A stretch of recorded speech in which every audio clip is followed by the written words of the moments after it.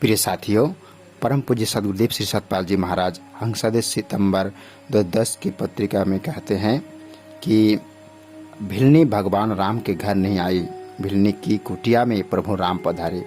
यह अपने आप में बहुत बड़ी ऊंची बात है। सबरी पंपा सरोवर को पवित्र करने की क्षमता रखती थी। उसके चरणों में स्पर्श से पंपा सरोवर का जल पवित्र हो गया। इसलिए भगवान राम भिलनी के घर गए। भिलनी भगवान राम के घर नहीं आई, भिलनी की कुटिया में प्रभु राम पधारे। यह अपने आप में बहुत ऊंची बात है। धीरे धीरे जब हम इस पर विचार करेंगे, मंथन करेंगे, तभी इसका कुछ अंश हमारी समझ में आएगा। जब जब महापुरुषों की आना होता है तो भक्तों का उद्धार होता है। प्रभु राम ने 14 वर्ष तक जंगल में भ्रमण किया, ऋषियों को प्रणाम किया। ऋषि बड़े प्रसन्न हो गए।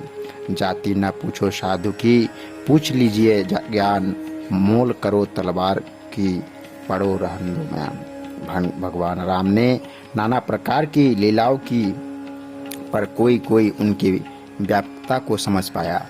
कुछ ऋषि मुनि कहते लगे, प्रभु आपने हमको इतना अत्यधिक प्यार दिया, ज्ञान दिया, सहानुभूति हमें दी, तो हमें चाहते हैं कि हम आपके साथ रमन करें। भगवान राम ने कहा कि भाई, अब तो हम अपने कार्य को पूरा करने के लिए आए हैं, पर द्वापर युग में हम कृष्ण के रूप में आएंगे और तुम ऋषि मुनि गोप गोपियों बनकर कि हमारे साथ भ्रमण करना।